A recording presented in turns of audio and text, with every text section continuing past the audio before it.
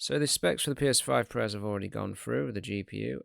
Ironically, the CPU is exactly the same as the base one, and it's from my understanding, it's an underclocked either a 36 or a 3700X, which is Zen Zen Zen 2, I think. So it's a 3000 series processor. And they came out. When did they come out? About 3 or 4 years ago, if I remember correctly. Um, and obviously they've changed the GPU, as I've already said. It's a substantially more powerful um, GPU, but there is always issues with when you pair something like that with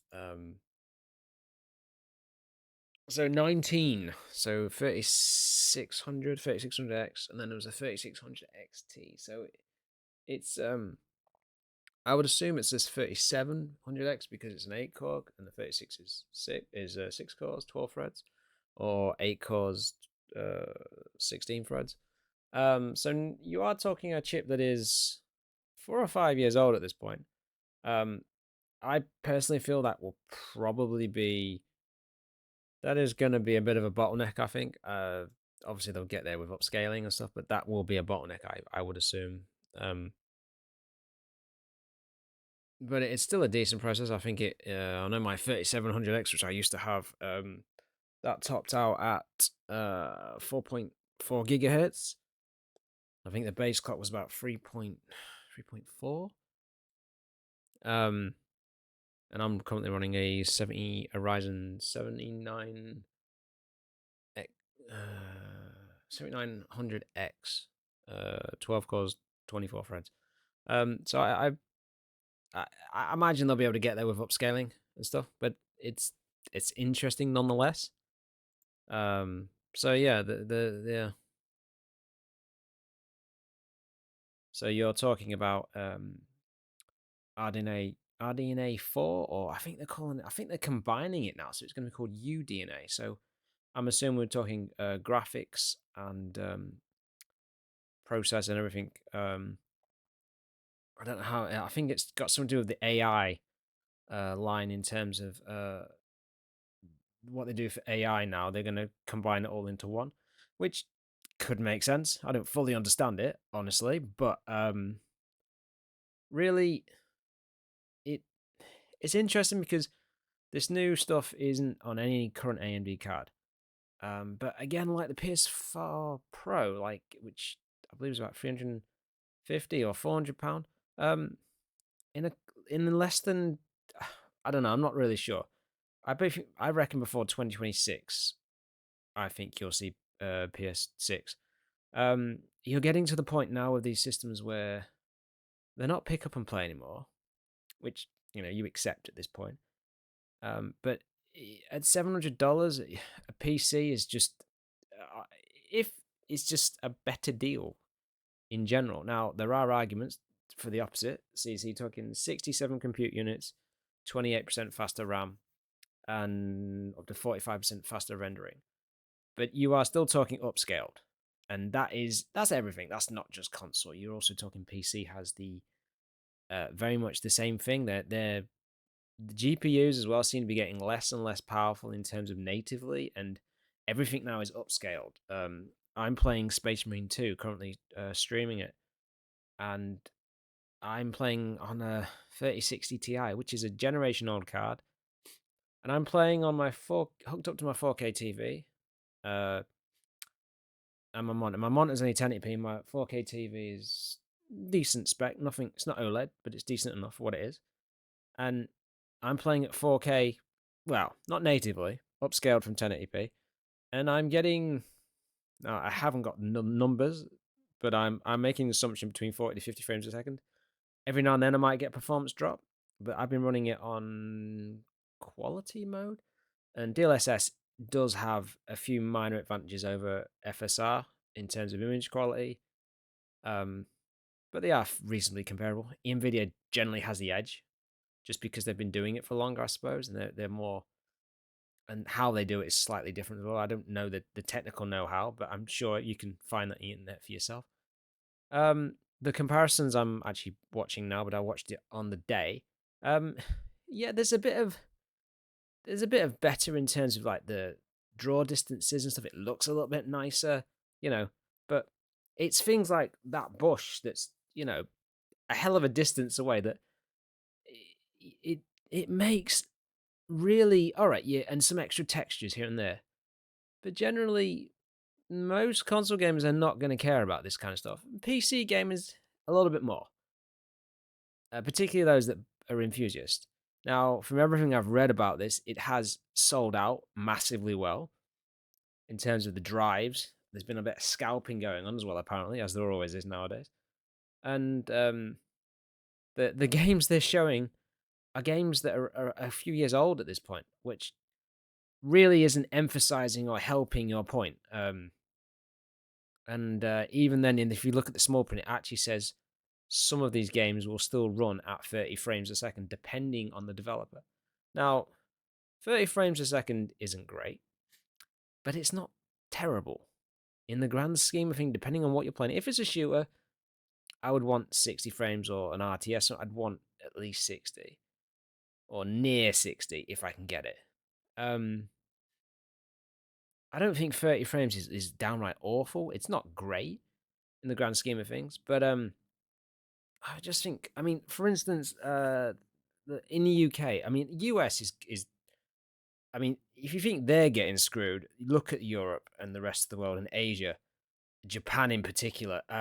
This thing is going to cost you, I think in the UK, I think it comes out to like £860. So you're talking the system. If you want the drive, and then the stand is a joke. That is an absolute joke. Now, I like Sony. I have every system all the way from my poor old grey PS1 that's gone like a cream colours when it's that old. PS2, PS3, although I think PS3 is the weakest of all the PlayStation systems by far, in a lot of ways. PS4, it was decent enough. PS5, ironically, when they're saying there's lots of games, but not a lot that's really appealed to me. Now, the design of the PS5 Pro is very much similar to the normal PS5. So I don't know. I mean, the PS5, most people mainstream are not really going to care. So as I said, it's sold out apparently really well. But I don't think this is going to be a big seller in the grand scheme of things in terms of compared to the base PS5, which has also gone up in price. There's people pointing out that this is Sony basically not wanting to make a loss on hardware, which is understandable. Most of the console manufacturers do make losses on the hardware. That's just how it has always operated as such. So there is that. But a lot of people are also saying, which is an interesting thing, that Sony, because they're there's supposedly no competition from Xbox. There is competition from Xbox, but it's just that Xbox, they're going by a beat of different drum, if you understand my phrase.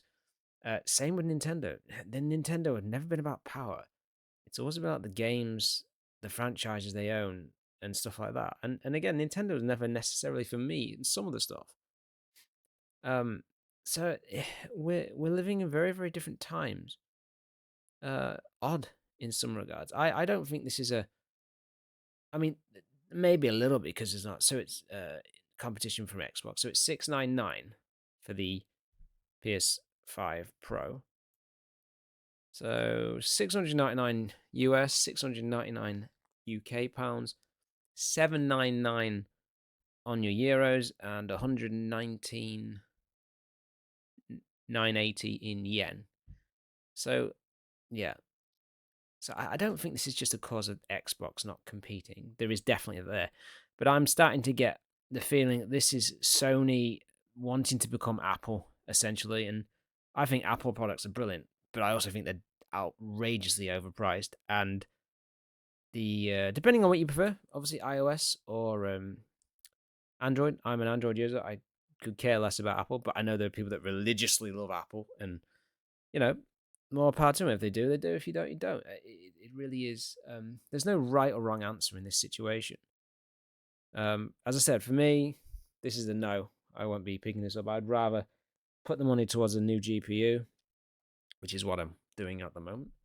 It's not stupidly over. It is a bad price. It's a downright bad price. But at the same time, if they think they can get away with it, they will do it. I think Series Xbox, hopefully, I'm hoping they're not going to make this mid-generation decision and have an upgraded system, because last generation of Xbox, it was baffling the amount of systems they had, and confusing at times. If you think about all the redesigns and designs as such. I'm more interested in the Switch too, and that won't be nowhere near as powerful as these systems. But the Switch is it's just interesting. They do different things. But I wouldn't say this is definitely something I wouldn't buy. No, definitely not for me. But I can see the other point of view as well, that some people will want this because it's going to be more powerful. But just don't just remember that in a couple of years' time, the PS6 will, or whatever the next iteration will be out, and same with Xbox. Although the rumors of Xbox, they're working on a handheld, which I like the idea of that. That sounds kind of interesting. And the only reason I've kept my Series X is because my brother and his girlfriend play on it. So we play co-op and online multiplayer on that. So as I said, there's no wrong or right answer in this situation. If you're gonna buy it, so be it. It comes out, I believe, in November. I can't remember the exact date off the top of my head. November 7th or something like that. So we're living in interesting times, to say the least.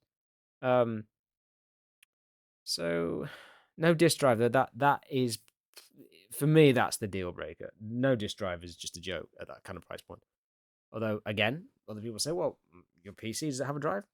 It doesn't. But PC's been digital for going on 10, 12, 13 years at this point. So I'm used to that. I'm not so keen on the idea with consoles because in some ways with PC hardware, I'll just take my card and sell it on eBay and put the money towards a newer card. So with PCs, there's more of a disposability in some regards in terms of the hardware parts, because you can just drop new parts in. If consoles get to the point where they start doing what PCs do, then it could be kind of interesting, kind of cool. But at the same time, at that point, it's not a console. Essentially, it's a PC. And there are PCs already. The hardware in them is a PC.